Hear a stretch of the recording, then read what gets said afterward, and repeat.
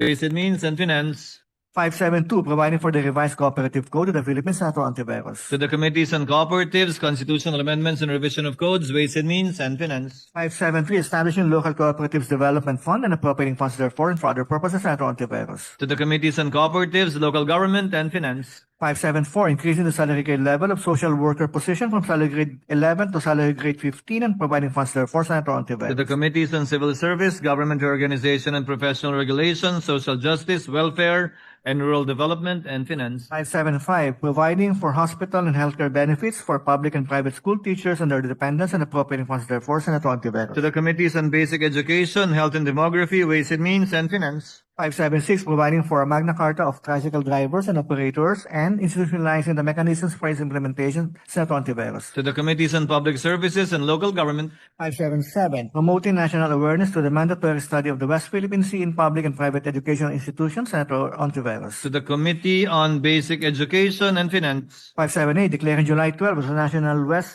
Philippine Sea Victory Day in commemoration of the Philippines' triumph before the Permanent Court of Arbitration, Senator Ontiveros. To the Committees on Foreign Relations and Finance. 579, strengthening the barangay unit through support for barangay officials and barangay volunteer workers, amending RA 7160, providing funds therefore and for other purposes, Senator Zubiri. To the Committees on Local Government, Health and Demography and Finance. 580, granting retirement benefits to all elective or appointed barangay officials who have rendered a consecutive period of 9 years or 3 terms of public service in the barangay, appropriating funds therefore, Senator Zubiri. To the Committees on Local Government and Corporations and Government Corporations and Public Enterprises and Finance. 581, an act to promote rural health by providing for an accelerated program for the construction of a potable water supply system in every barangay in the country within 3 years, Senator Zubiri. To the Committee on Sustainable Development Goals, Innovation and Futures Thinking, Local Government and Finance. 582, establishing quality standards for mineral, carbonated, and other bottled water, Senator Zubiri. To the Committee on Health and Demography, Trade, Commerce and Entrepreneurship and Finance. 583, an act amending Commonwealth Act 473, the revised naturalization law and for other purposes, Senator Zubiri. To the Committee on Justice and Human Rights. 584, an act providing for a new charter of the Development Bank of the Philippines, repealing for the purpose EO 81 as amended, Senator Villar M. To the Committee on Banks, Financial Institutions and Currencies and Government Corporations and Public Enterprises. 585, an act providing for a new charter of the Land Bank of the Philippines, repealing for the purpose Section 74 to 100 of RA 3844 or the Agricultural Land Reform Code as amended, Senator Villar M. To the Committees on Banks, Financial Institutions and Currencies and Government Corporations and Public Enterprises. 586, an act regulating the manufacturing, importation, and use of single-use plastic products and providing penalties, levies, and incentive system for industries, business enterprises, and consumers thereof, Senator Villar M. To the Committees on Environment, Natural Resources and Climate Change, Trade, Commerce and Entrepreneurship, Ways and Means and Finance. 587, an act providing a socialized microfinancing program for microenterprises, thereby promoting entrepreneurship, Senator Villar M. To the Committees on Trade, Commerce and Entrepreneurship, Economic Affairs and Finance. 588, an act providing for a comprehensive, accessible, and affordable early detection and timely intervention services for children with special needs, Senator Villar M. To the Committees on Health and Demography and Finance. 589, establishing green lanes for purposes of streamlining the permitting and licensing of strategic investments, Senator Villar M. To the Committees on Trade, Commerce and Entrepreneurship, Ways and Means and Finance. 590, establishing and organizing the Philippine Electronic Sports Commission and appropriating funds therefore, Senator Villar M. To the Committees on Sports, Civil Service, Government Organization and Professional Regulation and Finance. 591, promoting the adoption of stray and impounded animals by providing incentives, Senator Villar M. To the Committees on Agriculture, Food and Agrarian Reform, Local Government and Ways and Means. 592, establishing a credit assistance program for overseas Filipino workers, Senator Villar M. To the Committees on Migrant Workers and Finance. 593, safeguarding the health of Filipino mothers at the time of their childbirth, providing protective mechanism therefore, Senator Villar M. To the Committees on Health and Demography and Local Government. 594, modernizing the Philippine Orthopedic Center, enhancing its healthcare services, appropriating funds therefore, Senator Tulfo E. To the Committees on Health and Demography and Finance. 595, establishing safeguards for the use of social media by minors, promoting a safe and age-appropriate digital environment, and protecting minors from digital addiction and for other purposes, Senator Tulfo E. To the Committees on Science and Technology and Women, Children, Family Relations and Gender Equality. 596, establishing the geriatric specialty centers and the DOH retained hospitals and appropriating funds therefore, Senator Tulfo E. To the Committees on Health and Demography, Ways and Means and Finance. 597, amending RA 7309, An act creating a board of claims under the DOJ for victims of unjust imprisonment or detention and victims of violent crimes and for other purposes, Senator Tulfo E. To the Committee on Justice and Human Rights, Social Justice, Welfare and Rural Development, and Finance. 598, an act rationalizing the workload of public school teachers and for other purposes, Senator Tulfo E. To the Committees on Basic Education and Finance. 599, providing services to Muslim Filipino pilgrims through the privatization of the annual Hajj pilgrimage, amending RA 9997, the National Commission on Muslim Filipinos Act of 2009, and for other purposes, Senator Padilla. To the Committee on Cultural Communities and Muslim Affairs. Senate number 600, an act institutionalizing civil partnership of same-sex couples, establishing their rights and obligations, and for other purposes, Senator Padilla. To the Committee on Women, Children, Family Relations, and Gender Equality.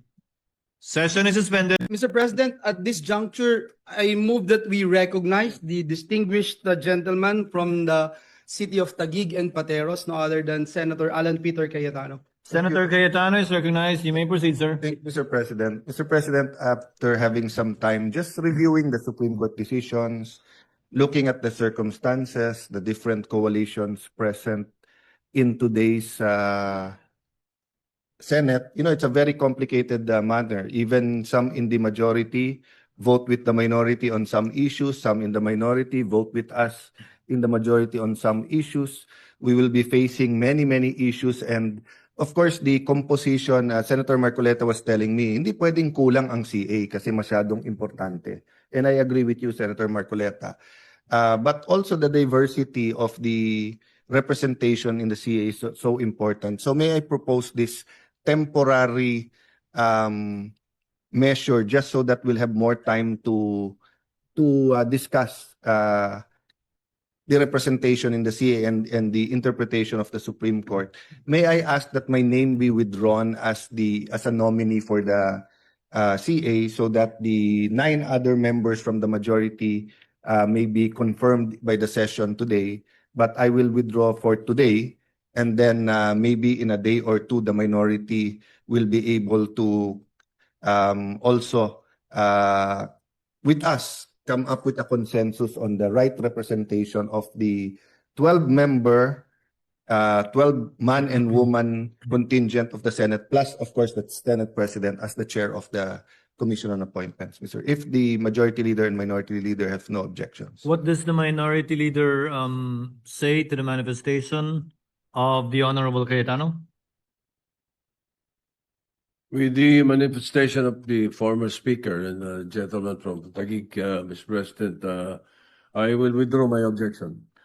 We thank Senator Cayetano for his magnanimity and as well as thank the distinguished Minority Floor Leader for his understanding and patience. There is a motion.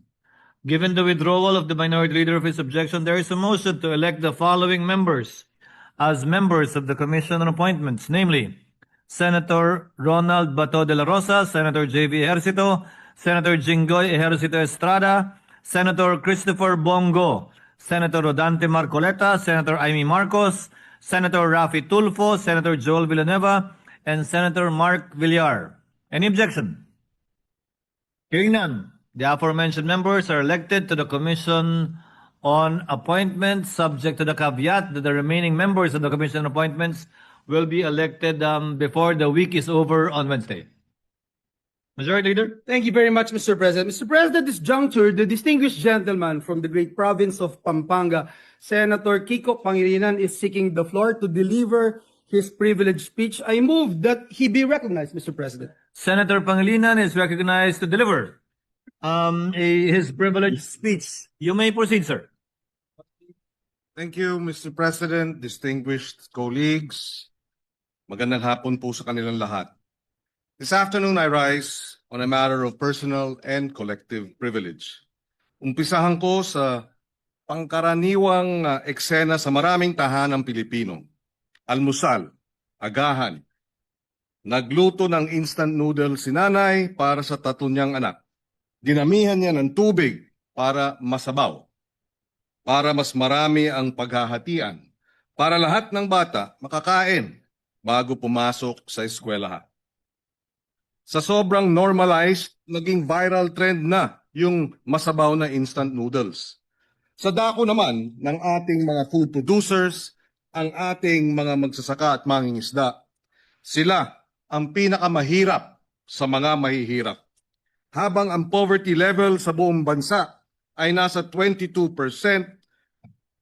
ang poverty level sa hanay ng mga magsasaka at mangingisda ay 30% o halos 30%. Ang average na edad ng ating mga magsasaka ay 56 years old at ang average na kinikita sa isang buwan ay naglalaro sa 7,000 hanggang 11,000 pesos. Mas mababa pa sa sinasabi ng PSA na kailangang kitain para matugunan ang basic needs, yung halagang 13,000 pesos a month. Binabagyo at binabaon ng utang, kapos sa kapital at pondo, pinagsasamantalahan pa ng mga sugapang trader at mga kasabwat nitong mga kurakot na opisyal ng gobyerno. Pinakamasaklap sa lahat, kung sino pa ang nagpapakain sa bansa, sa ating lahat, hindi kayang sustentuhan ang pagkain ng sarili at ng pamilya. May Rice Emergency Crisis Declaration ang administrasyon ng gobyerno simula pa noong Pebrero. Distinguished colleagues, Mr. President, our nation of 115 million Filipinos is facing a grim and debilitating food, agriculture, and fisheries crisis. In 2015, the Philippine agriculture imports amounted to $10 billion. Last year, the country imported some $20 billion worth of agri-products. 100% increase sa loob lamang ng isang dekada. Pababa ng pababa ang ating local production habang pataas ng pataas ang importasyon. Hindi na kayang bumili ng masarap at masustansyang pagkain ang milyon-milyon nating mga kababayan habang halos wala nang gustong magsaka sa bagong henerasyon ng mga Pilipino. At kung wala nang magtatanim sa susunod na henerasyon, saan natin kukunin ang ating pagkain? Aasa na lang ba tayo sa importasyon ng bilyong-bilyon ng bigas, isda, karne, gulay? Mananatili na lang bang mahal ang presyo ng pagkain at iba pang bilihin? Ano ang ibig sabihin ng food insecurity? By global standards, our food insecurity is high. The UN latest State of Food Security and Nutrition Report estimates that about 44% of Filipinos, roughly 51 million people, experience moderate or severe food insecurity between 2021 and 2023. Isa sa bawat dalawang mga kababayan natin halos ang nakakaranas o nakaranas ng gutom. Among children under 5, ang pagbabansot o stunting affects 23.6%. Ang pagiging wasting o butot balat, 5.6%. Ang underweight, 15.1%. Bago mag-2016, nung tayo ang in charge ng NFA bilang Food Security Secretary, naipababa natin ang presyo ng bigas ng hanggang 3 piso kada kilo, naranasan ang pinakamababang inflation sa loob ng 20 taon noong September 2015. Dahilan ito na noong mga panahon na yon, maraming nabibili ang 500 piso at 1,000 piso sa mga palengke. Nakakalungkot na mamalengke ngayon. Noong 1 linggo pagkatapos ng sunod-sunod na ulan at pagbaha, namalengke yung isang kaibigan ko na taga Rizal. Ang sabi niya, dati tipak ng karne na bibili ko. Ngayon, tigi 1 kilo na lang ang 4,000 ko. Gulay at spices ko, 900 plus. Ang bawang, 140. Ang sibuyas, 145. Kamatis, 60. Kalamansi, 80. At pamatay ang bell pepper, 3 piraso, 65 pesos. Nanay ko, sabi niya, gusto ng broccoli, pikit mata, 260 ang 2 piraso. 160 pa rin ang 1 litro ng coco oil, 75 naman ang 1 kilo ng asukal. Sa kanayunan naman, sa kabilang dulo